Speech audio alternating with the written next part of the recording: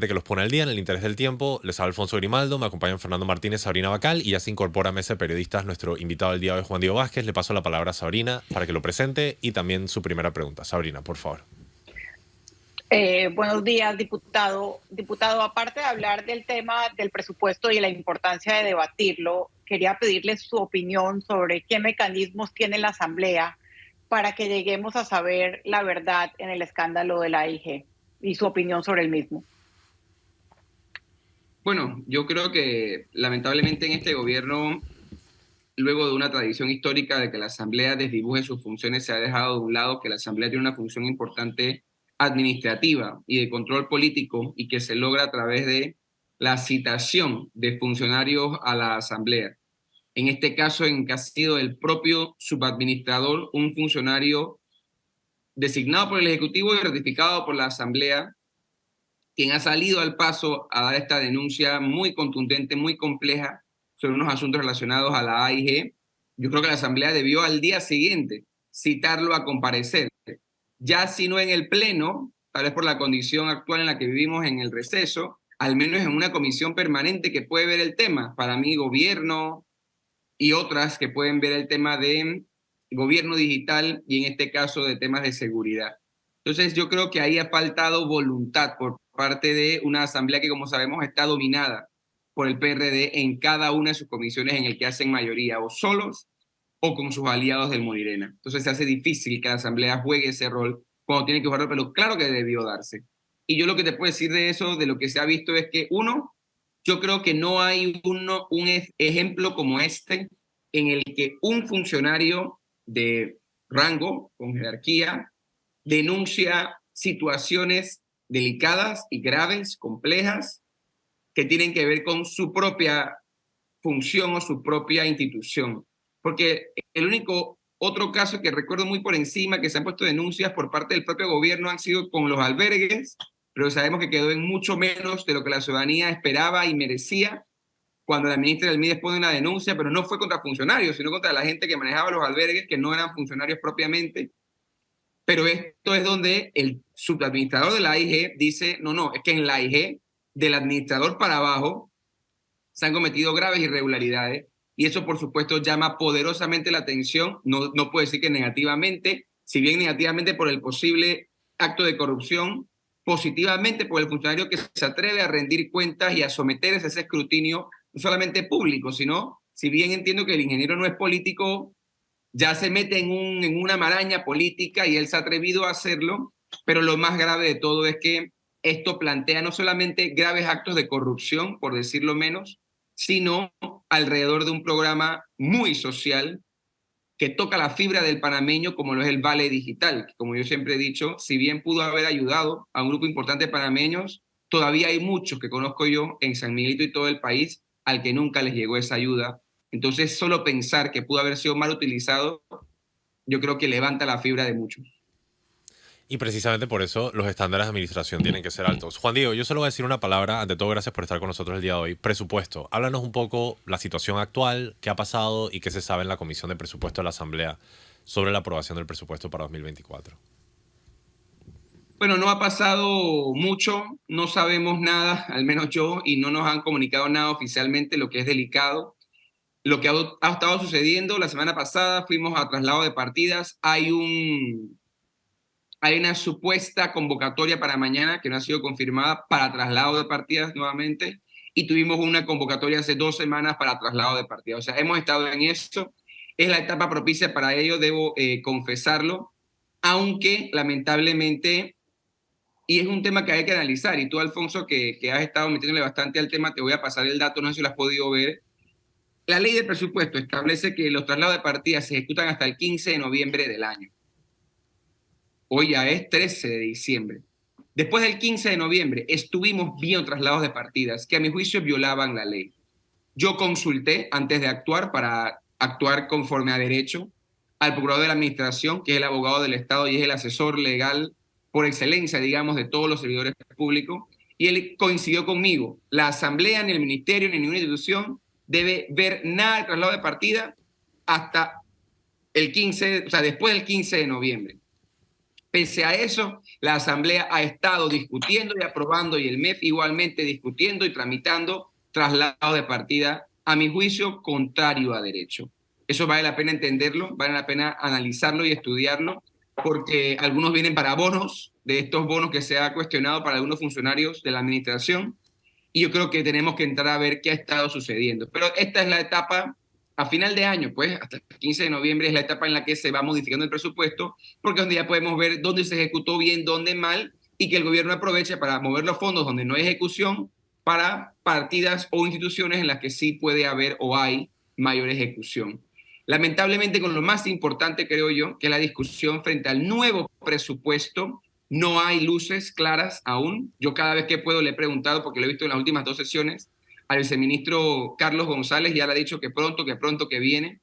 Pero recordemos, el MEF tiene que terminar el borrador, digamos, presentarlo a gabinete, gabinete aprobarlo, gabinete presentarlo y llamarnos a extraordinaria. O sea, hay un proceso que tiene que cumplirse para que toma tiempo. ¿Qué me preocupa? Y lo he dicho hace muchos días, no ahora, que quieran hacerlo en destiempo y que quieran hacerlo para presionarlos, para presionarnos a aprobarlo. Si nos lo traen ya, nos estarían dando menos de 20 días para analizar un presupuesto que promete ser cercano a los 30.000 millones de dólares. No tenemos la cifra exacta. Requiere tiempo, pero yo me voy más allá.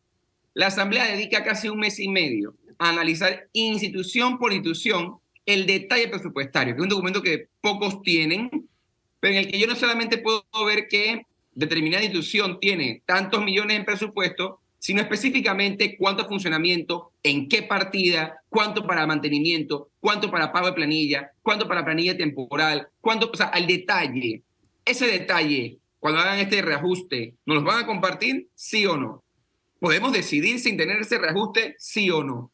¿Podemos analizar en un tiempo a la velocidad de la luz que el presupuesto es bueno? ¿Sí o no? ¿Podemos decir que es mejor solo porque es más bajo que la propuesta loca que presentaron de 32.000 millones? ¿Sí o no? Y lamentablemente nos vemos en el mismo debate en el que nos vemos con el contrato minero, y es que la Asamblea se permite, porque no dice nada, porque ya debería toda la Asamblea, la Junta Directiva ampliada, el presidente de la Asamblea decir, oiga, presidente, nos juegue con nosotros de nuevo, y decir, no vamos a volver a aprobar cosas a la ligera, ni a la rápida, ni cuando a ustedes les conviene. Entonces no puede ser, nos van a poner una pistola en la cabeza diciéndonos o lo aprueban, o lo discuten, o lo votan, o lo rechazan, o si no va a entrar a regir el de 32.000 millones que ya presentamos. Entonces creo que es una irresponsabilidad más por parte del Ejecutivo. Creo que tiene que haber difíciles negociaciones por parte de aquellos intereses políticos y económicos que no quieren que se corte donde tiene que cortarse, pero nos daremos cuenta de todo cuando veamos el documento finalmente publicado. Fernando. Sí. Buenos días, Juan Diego.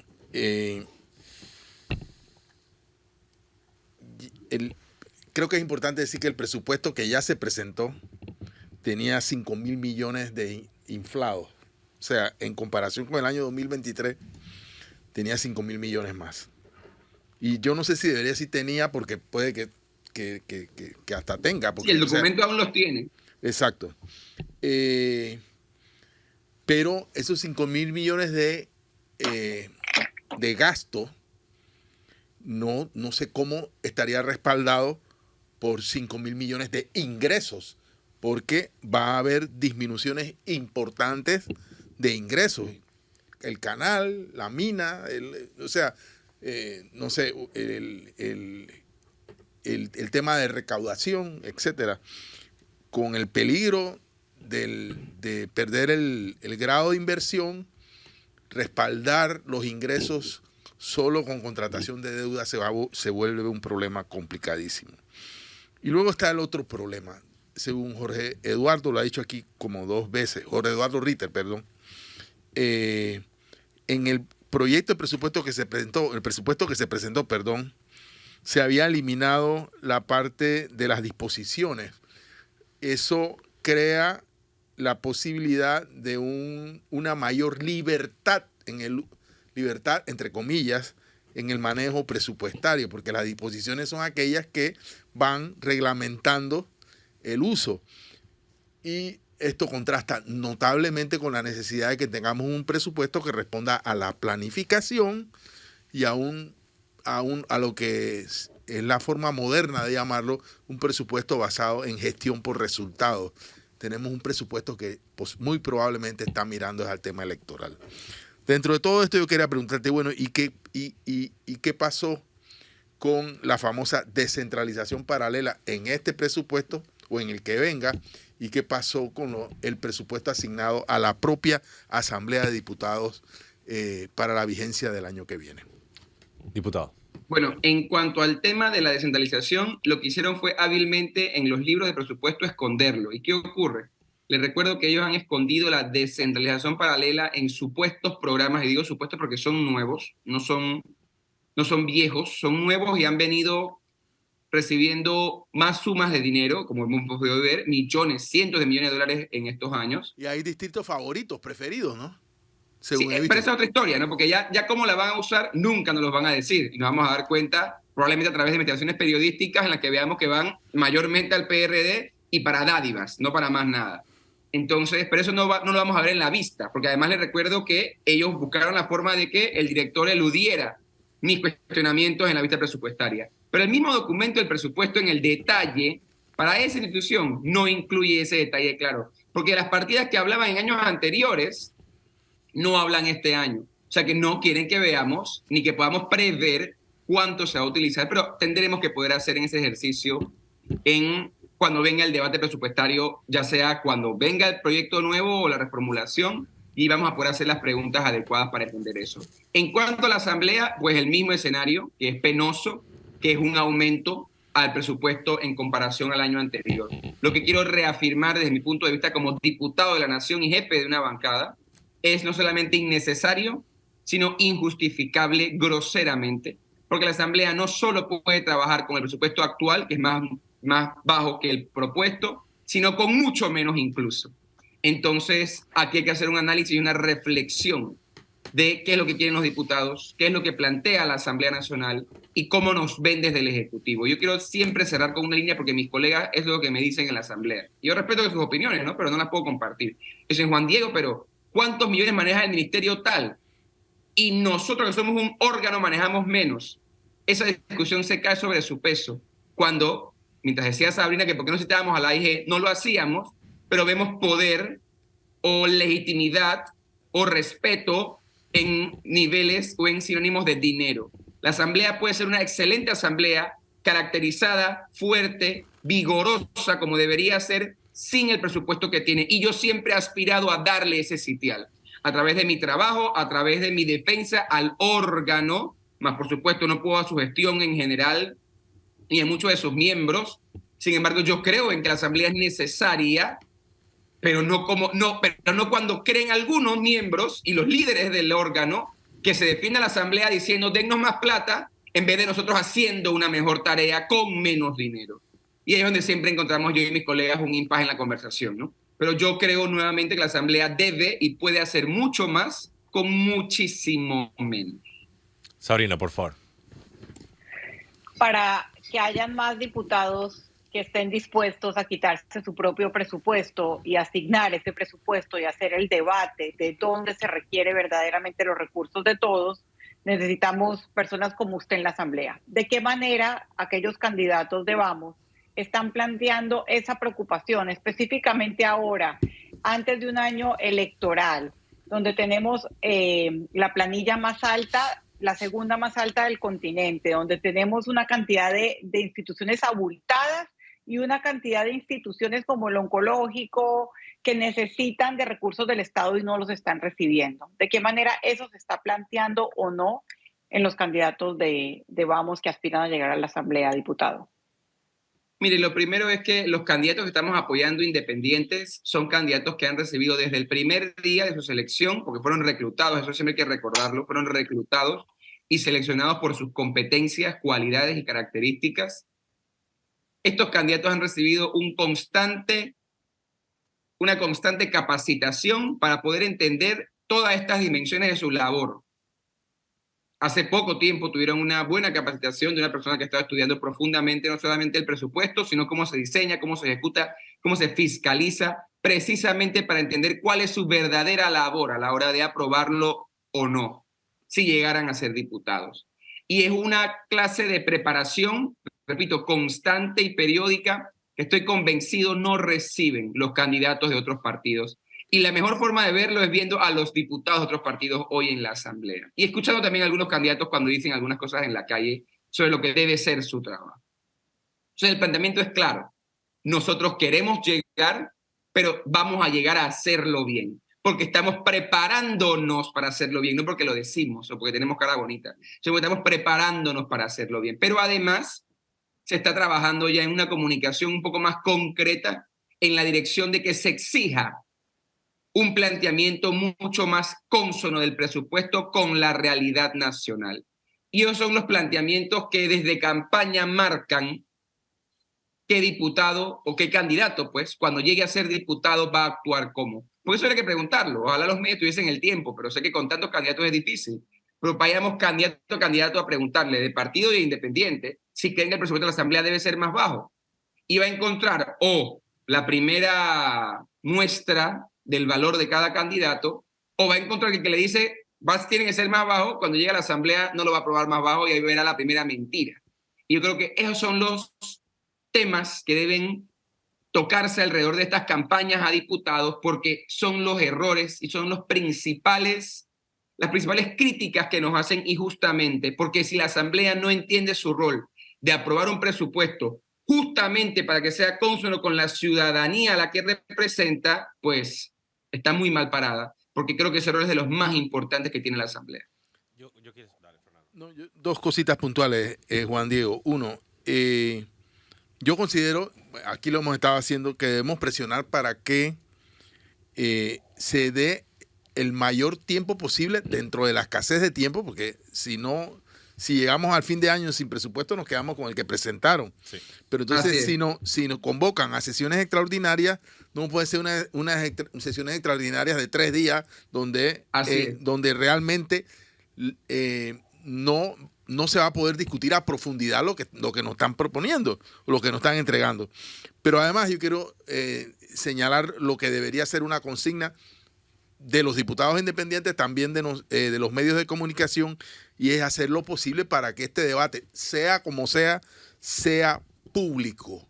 O sea, que la sociedad pueda ver lo que hacen nuestros diputados, en este caso en complicidad con nuestro gobierno, para aprobar un presupuesto que para mí es una colcha de retazo, o va a terminar siendo una colcha de retazo. Tengo incluso entendido que la señal de la televisión legislativa todavía está fuera del aire, lo cual dificulta que las sesiones extraordinarias, cuando sea que se convoquen, puedan ser vistas, debatidas por el público en general. ¿Qué hay sobre este tema? Diputado. ¿Me escuchan? Sí, te escuchamos perfectamente. Sí, lo que te puedo decir, Fernando, es que tú das en el clavo. La señal en efecto está dañada y no se ha querido arreglar porque lo que me informan algunos es que el costo es muy alto y que supuestamente nos van a criticar por esa reparación. Sin embargo, se sigue gastando mucho dinero en otras cosas que nos critican y a nadie parece importarle. Entonces ahí habrá que ver el mundo al revés, ¿no? Lo segundo es que la Asamblea se ha mantenido transmitiendo algunos asuntos a través del canal de YouTube, que es un medio que, si bien no es el institucionalmente correcto, puede permitir la transparencia. Lo tercero es que hay que garantizar en las discusiones que se den en el tiempo oportuno y por el periodo de tiempo oportuno, que quien las preside se asegure que se estén publicando. Eso es, en la Comisión de Presupuesto, el diputado Robinson, que la preside, y en el Pleno, el presidente Vargas, que preside el Pleno y preside la Asamblea. Y lo último, yo creo que por supuesto, yo soy, y es como todo, es mal hablar de uno, y no quiero que se vea así, pero desde el primer año nosotros hemos estado cuestionando el presupuesto del Estado profundamente. Ahora es que ha tomado más vigencia o más importancia este tema, pero desde el primer año este diputado ha estado votando y oponiéndose al presupuesto como está diseñado. Yo creo que es hora de que la ciudadanía, yo no soy quien para hablar por los medios, pero que la ciudadanía se apodere del poder ciudadano que mostró en las calles hace algunas semanas y ponga el cascabel al gato en los temas que nos interesan. Y este tema es fundamental. Como se dibuje y apruebe el presupuesto, no solamente va a amarrar al gobierno que está en curso, sino va a amarrar los primeros 6 años del que viene.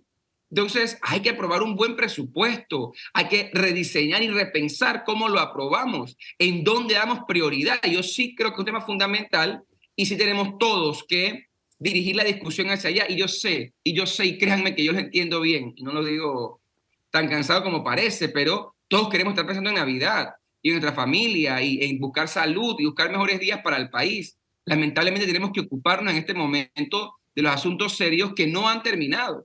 Normalmente el presupuesto se aprobaba a finales del mes de octubre. Estamos ya 2 meses después y no se ha aprobado. Entonces no veamos como un tema menor algo que puede seguir condenando a la población a la pobreza, a la indominia, al olvido por parte de un gobierno que puede decir que le importa, que ni siquiera se lo hacen, pero que si no presupuesta resolver los problemas del país, no lo va a hacer.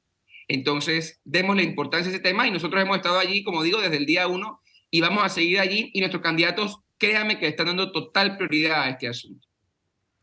Diputado, yo le quiero preguntar, cuando se firmó el contrato ley inconstitucional, se hizo violando las disposiciones legales del país, por lo tanto, la Corte Suprema de Justicia declaró el contrato viciado y no existente.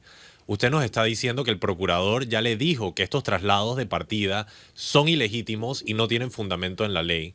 ¿Cómo es posible que la Asamblea Nacional se le pueda permitir continuar con estos traslados traslados de partida ilegítimos? Ejecuten ese dinero, eventualmente tiene que haber algún tipo de consecuencia jurídica para estos diputados que están violentando la ley. Sí, hay que denunciarlos, Alfonso, pero ¿sabes qué ha pasado? Y aquí hay que hablar de también la maraña de cómo se construye la justicia en el país. Yo tengo en la Corte Suprema de Justicia, la Sala Tercera, 2 procesos distintos denunciando la ilegalidad, pidiendo que se declaren nulos por ilegales actos de la Comisión de Presupuesto. Porque en ambos casos yo considero que se ha violado con la ley.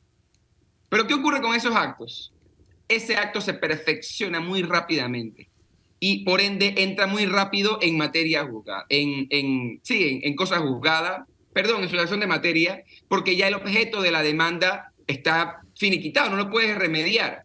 Entonces es complejo que la Corte haga su trabajo en el tiempo oportuno. Claro. ¿Y qué es lo que le hemos pedido? Que se le pedí en el último caso, que está en estado de decisión ya. Yo le pedí en mi alegato, Corte, yo puedo entender en la legalidad, porque a veces que no lo termino de comprender en el sentir de hacer justicia, el tema de la sustracción de materia. Lo entiendo y no le pediría yo a la Corte que viole la ley. Pero aunque tú declares la sustracción de materia, nada le impide a los magistrados de la sala hablar sobre el tema y advertirle a la Asamblea, hey, aquí hubo sustracción de materia. Pero tú no puedes hacer ni esto, ni esto, ni esto, ni esto. Juega vivo para la próxima, para que ya quede un criterio. Porque ¿qué pasa con la Asamblea siempre? ¿Qué pasó con la Asamblea? Y busca la discusión, Alfonso, que sé de nuevo que te interesa bastante. Ese día los diputados agarraron la nota que yo entregué del procurador y dijeron, yo no la interpreto así, y se acabó.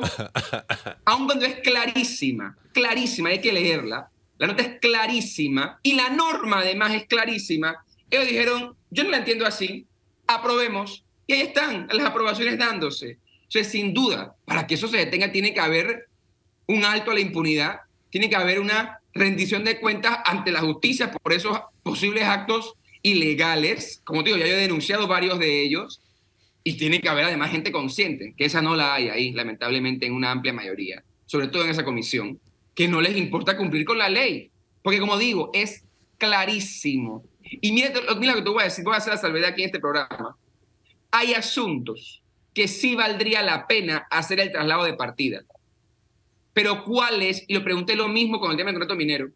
¿Cuál es la justificación que nos da la ley a los servidores para violar la ley? El que me la encuentre, yo la uso y se acabó el problema. Pero yo no he encontrado todavía en la ley cuál es la justificación para violar la ley. Ah, yo puedo estar de acuerdo en que esa plata hay que trasladarla. Sí puedo estar de acuerdo. Pero la ley lo impide. ¿Qué hacemos? Ah, los diputados dicen, no, pero si todos queremos hacerlo, aunque la ley lo impide, lo hacemos. Yo no soy de ese grupo que se atreve a, como si fuese algo mínimo o poco importante, violar la ley. Entonces sí, hay que denunciarlos, hay que hacerlos respetar y hay que hacerlos entender. Sabrina, por favor. En este momento, diputado, pensando en los recursos públicos y en el interés público y en la politiquería del gobierno y de sus cómplices en la Asamblea, ¿cuál es el peor escenario y el mejor escenario? El peor escenario... En el peor términos de escenario, presupuesto.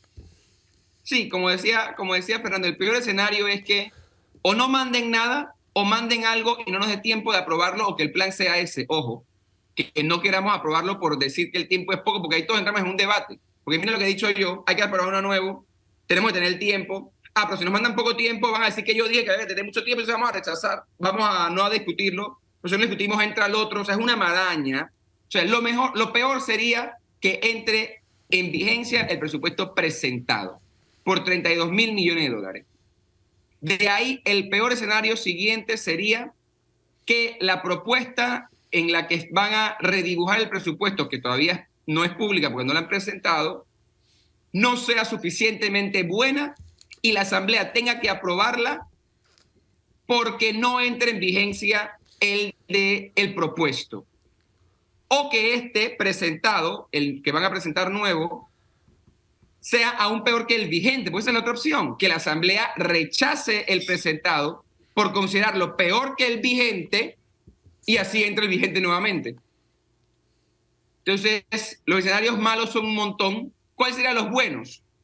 Que el Ejecutivo, en un acto como el que hemos visto de desprendimiento y de verdadero ejercicio del gobierno, dibuje un presupuesto basado en resultados y dirigido a solventar, en lo que les queda de tiempo, los principales problemas del país. El tema del oncológico, el tema de la educación, el tema de la salud pública, el tema de la infraestructura vial y, en general, el tema de la deuda y la brecha social.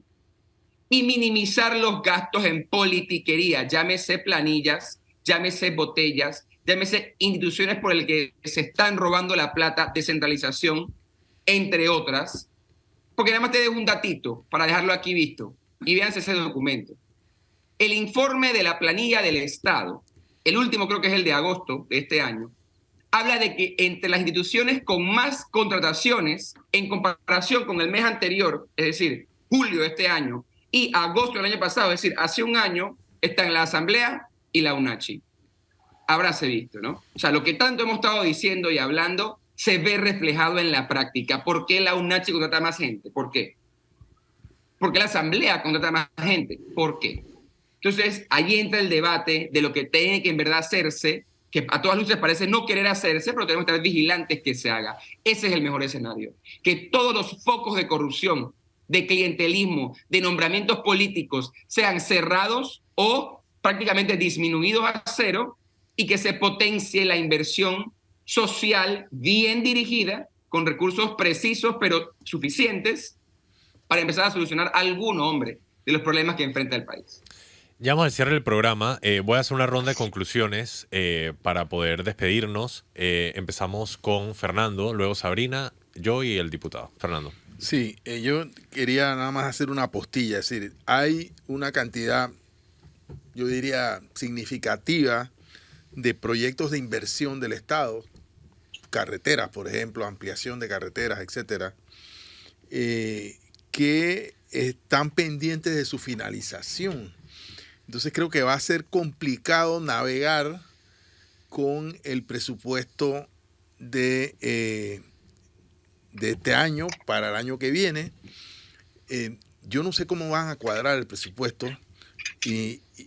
Bueno, ya lo están haciendo ilegítimamente. Y será muy importante ver, por eso es que insisto en que esto debiera tener un debate para definir cuáles son o sea, todo presupuesto se basa en la realidad económica del país, pero también en las prioridades, en la prioridad de lo social, en la prioridad de la inversión y en la prioridad de reducir gastos que, o sea, este país tiene demasiados burócratas contratados en un afán clientelista.